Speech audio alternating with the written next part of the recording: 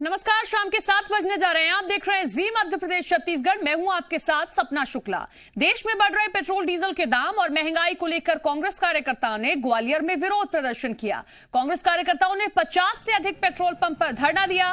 कांग्रेस नेताओं ने आरोप लगाया कि कांग्रेस के कार्यकाल में पेट्रोल 60 रुपये और डीजल 40 रुपये प्रति लीटर बिक रहा था। बीजेपी की सरकार में महंगाई बढ़ी। अगर सरकार नहीं चेती तो कांग्रेस आंदोलन उग्र करेगी।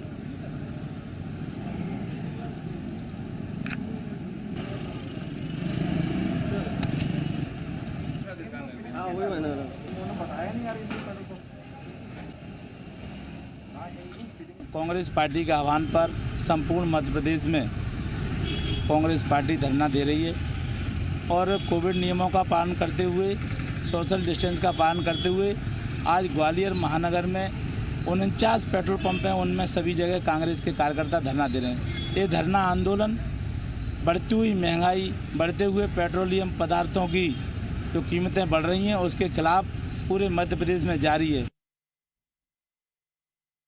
केंद्र में बैठी सरकार, भाजपा सरकार के कान में जूं नहीं रेंग रहा है।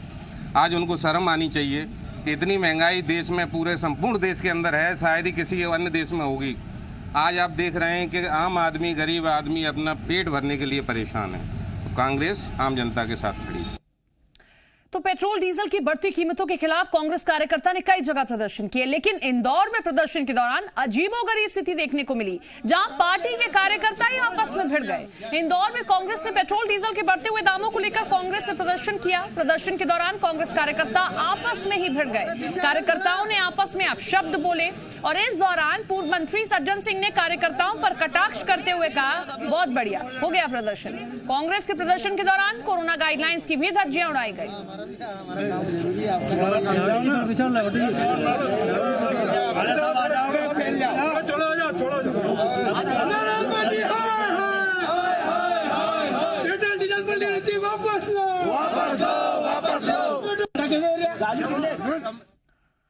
पेट्रोल डीजल के बढ़ते दामों को लेकर कांग्रेस प्रदेश भर में धरना प्रदर्शन कर रही है और इसी कड़ी में राजधानी भोपाल में भी कांग्रेस कार्यकर्ताओं ने पेट्रोल पंप पर धरना दिया। इस दौरान कांग्रेस के बड़े नेता भारी पुलिस बल के बीच कोरोना गाइडलाइंस की धज्जियां उड़ाते नजर आए।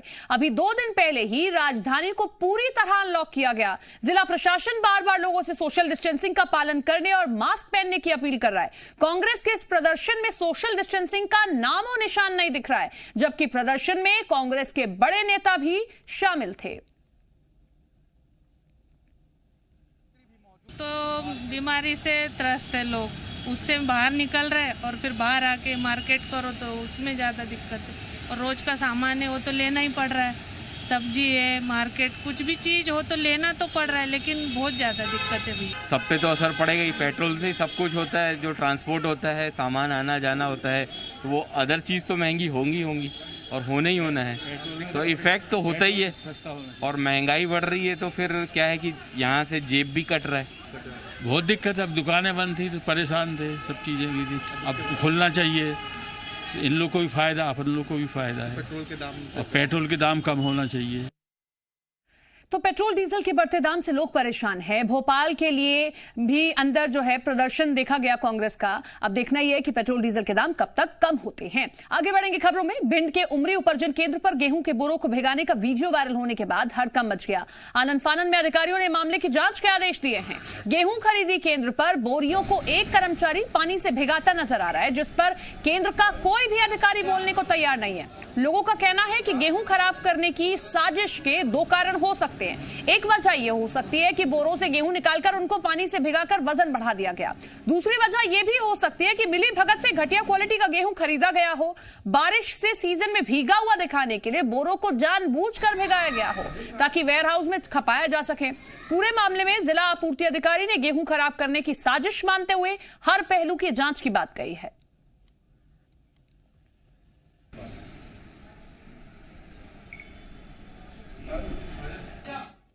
मेरे नोटिस में है, उसकी जांच चालू हो गई है और जांच होते ही फिर तब रिजल्ट निकल के आएगा इसमें कौन दोषी है कौन नहीं है दोषी, तब उसके बाद कार्रवाई की जाएगी।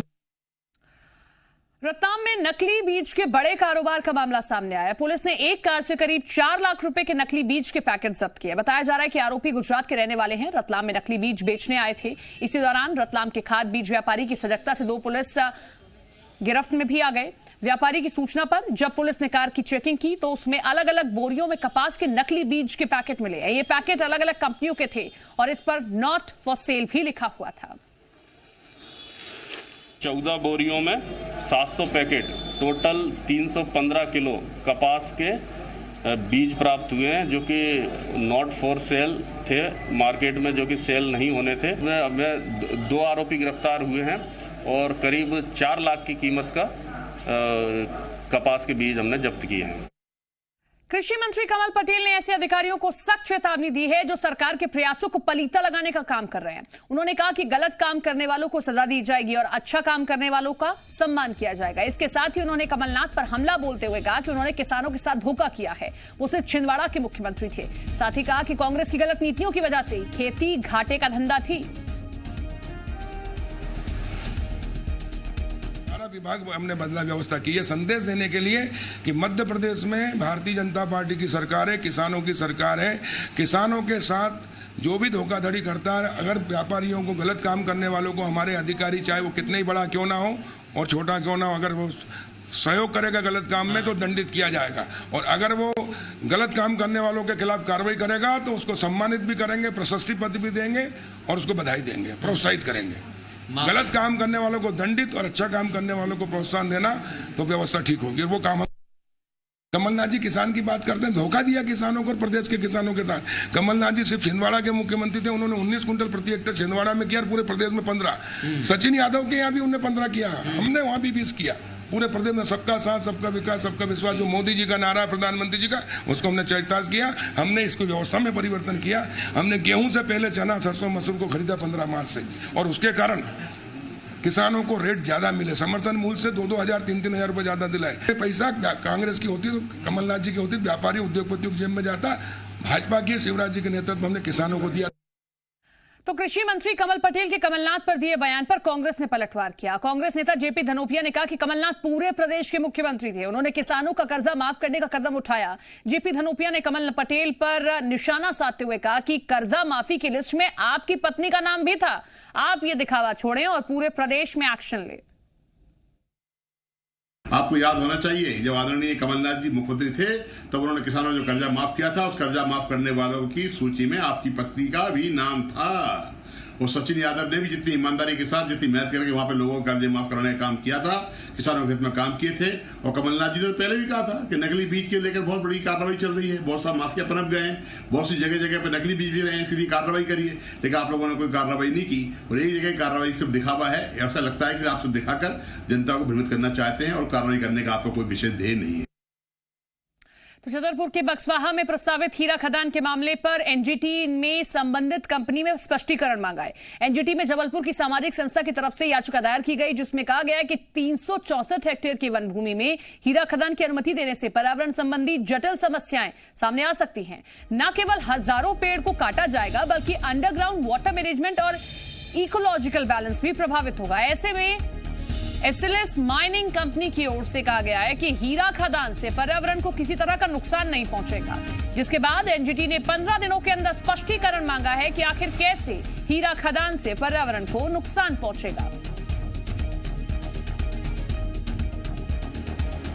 इससे बहुत पर्यावरण का इकोलॉजिकल सिस्टम जो है वो समाप्त होने वाली है, इसीलिए एनवायरमेंटल क्लियरेंस इनको नहीं दिया जाए। नेशनल ग्रीन ट्रिब्यूनल ने दोनों की बात सुनते हुए आदेश दिया है कि एक्सेल कंपनी जो खदान कंपनी है वो अपनी स्थिति स्पष्ट करे और वो भी शपथ पत्र के साथ 15 दिनों के भीतर अपनी स्थिति स्पष्ट करे और तदनुसार अपना कथन जो है नेशनल ग्रीन ट्रिब्यूनल में प्रस्तुत करे, तब जाकर के। दीनदयाल चलित अस्पताल योजना के नाम पर हुए एम्बुलेंस घोटाले का जिन एक बार फिर निकल आया है। ऐसे में पूर्व मंत्री ओम प्रकाश धुर्वे और उनकी पत्नी ज्योति धुर्वे की मुश्किलें बढ़ सकती हैं। जबलपुर हाईकोर्ट में एक जनहित याचिका दायर की गई है, जिसमें अभी तक कोई कार्रवाई न होने पर सवाल खड़े किए गए, जबकि 2013 और 2016 में डिंडोरी के कलेक्टर ने रिकवरी और एफआईआर के आदेश दिए थे। पूरे मामले में हाईकोर्ट ने सरकार से जवाब मांगा है। पूरा मामला 2012 और 2013 का है, जब प्रदेश में दीनदयाल चलित अस्पताल योजना के तहत सरकारी अस्पतालों में एम्बुलेंस मुहैया कराई जानी थी। इस योजना के तहत गजानन शिक्षा एवं जन सेवा समिति को ठेका दिया गया था, जिसके अध्यक्ष पूर्व मंत्री ओम प्रकाश धुर्वे और सचिव ज्योति धुर्वे थी।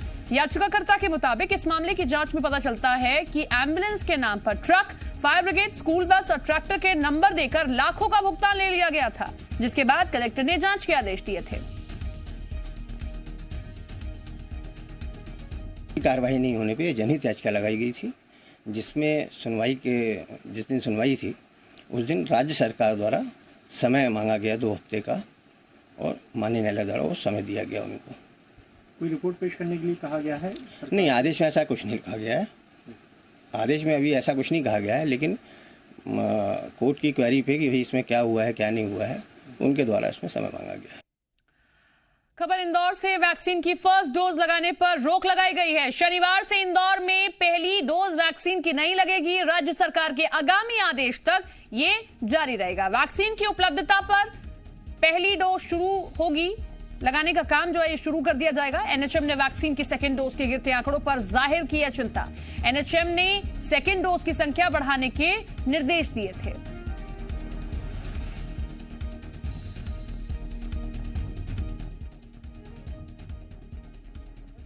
फिलहाल हम कोई प्लान नहीं कर रहे हैं, जब तक बहुतायत में हमारे पास मात्रा में वैक्सीन नहीं आ जाती है और हमारे बचे हुए लोग पूर्ण टीकाकरण नहीं हो जाते।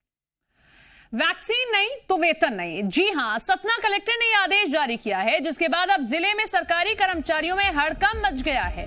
आदेश में लिखा गया है कि सरकारी कर्मचारियों को वैक्सीन लगवानी होगी और साथ ही वैक्सीन लगाने का प्रमाण पत्र भी देना होगा, तभी उन्हें जून महीने का वेतन जारी किया जाएगा।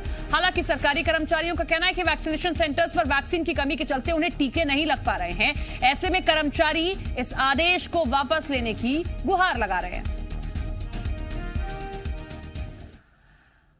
महाकाल के भक्तों के लिए एक अच्छी खबर है। श्रद्धालुओं के लिए 28 जून से बाबा महाकाल का दरबार खुल जाएगा। दर्शन के लिए श्रद्धालुओं को 48 घंटे पहले की आरटीपीसीआर की नेगेटिव रिपोर्ट या वैक्सीनेशन का सर्टिफिकेट दिखाना होगा। उसके बाद ही मंदिर में एंट्री मिलेगी। जानकारी ना होने पर जो श्रद्धालु बिना रिपोर्ट के पहुंचेंगे उनका एंटीजन टेस्ट करने की भी व्यवस्था होगी। मंदिर खोलने से पहले एक बार जिला प्रशासन की मंदिर समिति के साथ बैठक होगी, जिसमें सभी दिशा निर्देश तय किए जाएंगे। महाकाल मंदिर के साथ 3 अन्य मंदिर हरसिद्ध, काल भैरव और मंगलनाथ मंदिर को भी खोलने का फैसला लिया गया है। और इसके अलावा अन्य मंदिर को आज से ही खोलने की अनुमति दे दी गई है, लेकिन एक समय में सिर्फ 4 श्रद्धालुओं को प्रवेश की अनुमति दी गई है।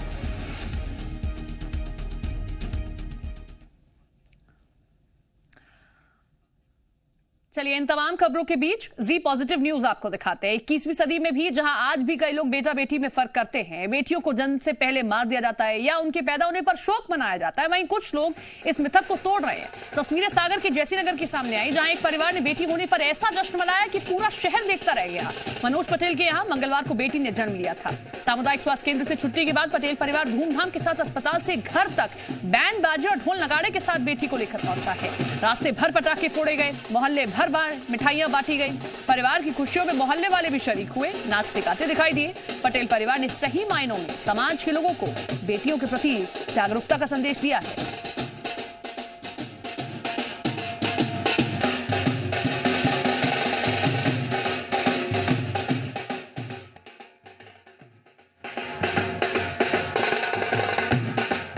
शोक मनाते हैं।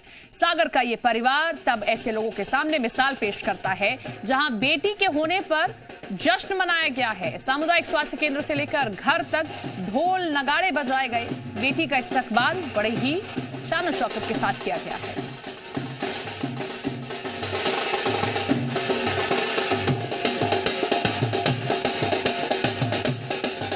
बेटियां तो लक्ष्मी का रूप होती हैं और आज के टाइम में बेटियां ही हर क्षेत्र में आगे जा रही हैं, माँ बाप का नाम रोशन कर रही हैं। तो लड़के तो भाग्य से प्राप्त होते हैं, लेकिन लड़कियां सौभाग्य से प्राप्त होती हैं। तो हम यही संदेश देना चाहते हैं कि लड़की में भेदभाव ना करें। एक ब्रेक के लिए हम रुक रहे हैं, देखते रहिए जी मध्य प्रदेश छत्तीसगढ़।